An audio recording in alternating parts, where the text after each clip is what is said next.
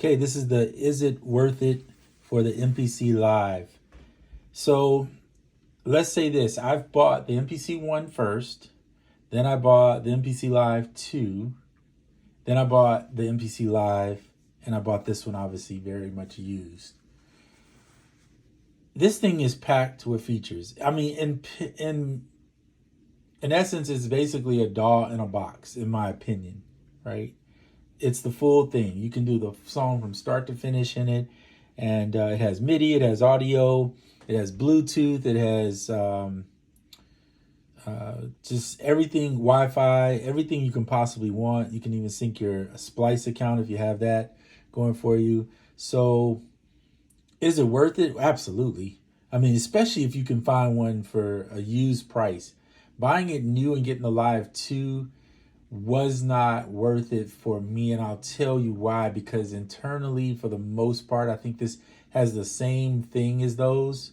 The Live 1 has the same as the Live 2. The only difference is you don't have the speaker and I think some CV gate outs or ins or something like that, and I never use them. So for me, that didn't make a difference.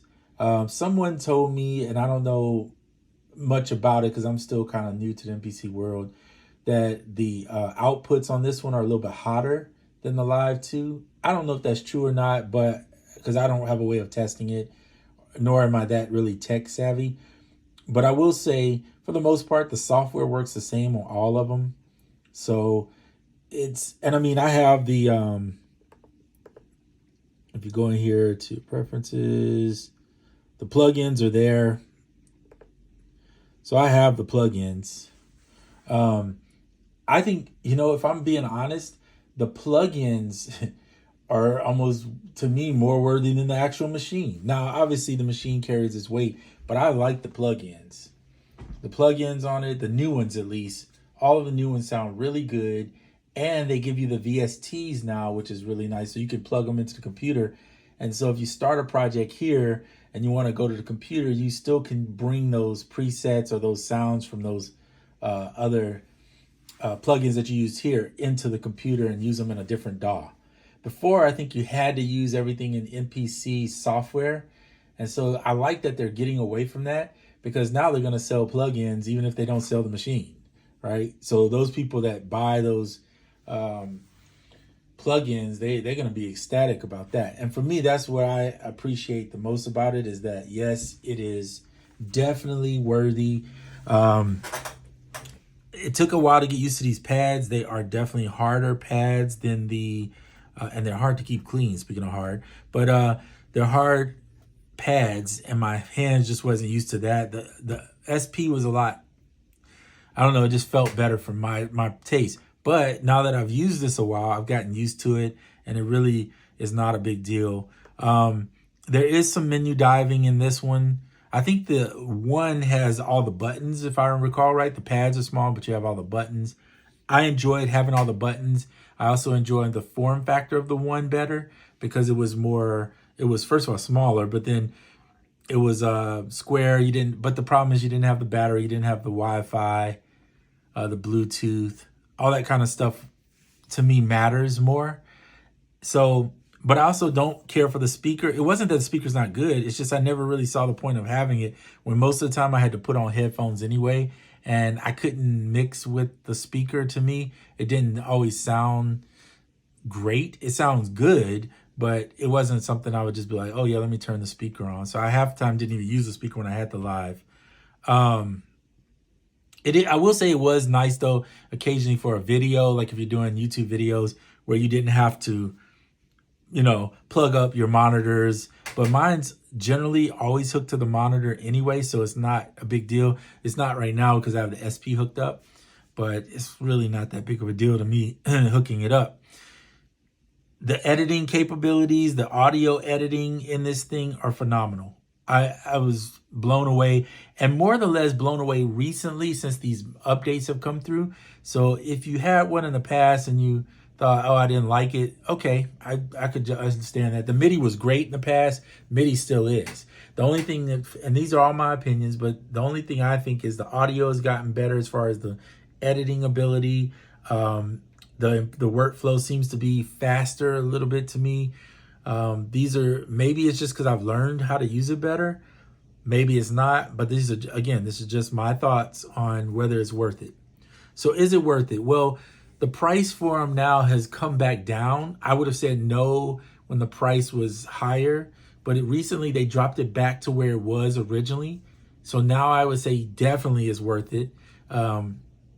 Obviously, if you're going to get a Live and not a Live 2, if you can find a Live and get it around $500, that's a steal. If you see a Live for $600, I'd probably say go get the MPC 1, unless you need the battery and need all the Bluetooth and all those things. You can always add a Bluetooth to it later, a small Bluetooth, a WIDI thing on the back if you really need the Bluetooth that bad. But it's definitely worth it. It's probably one of the most complete groove boxes on the market, in my opinion.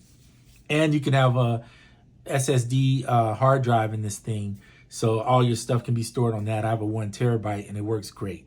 I had the same 1 terabyte that I moved from the MPC Live 2, put it in this one, and it's still working. Software is good. It's not like blow your mind away software, but I think the software, I mean, when you look at the MIDI editor, it looks really good. It's on par with the easily with a DAW. So that's my opinion. That's my thought. I went a little longer on this one. I think it's worth the time that I spent on it because it really is one of the best, if not the best, groove boxes that is available on the market. I love the SP, but this is more complete than the SP. The SP is more for audio sampling and effects. Now, the SP has, to me, some of the best effects. However, since they dropped the Flavor Pro, I'd say the Flavor Pro is pretty special. So if you haven't checked that out, check out the Flavor Pro. Remember, you can buy the Flavor Pro as a VST if you're using a computer. You don't have to have the MPC. So you can get it if you're using computer software to produce. And I think, well, it was on sale for like $59 or something like that. That's a crazy steal. So if you can catch it on sale, definitely. If it's full price, I think it's $100. I would say it's on par with the RC20, definitely on par with that. And that's, again, my opinion. I have the RC20. I love it.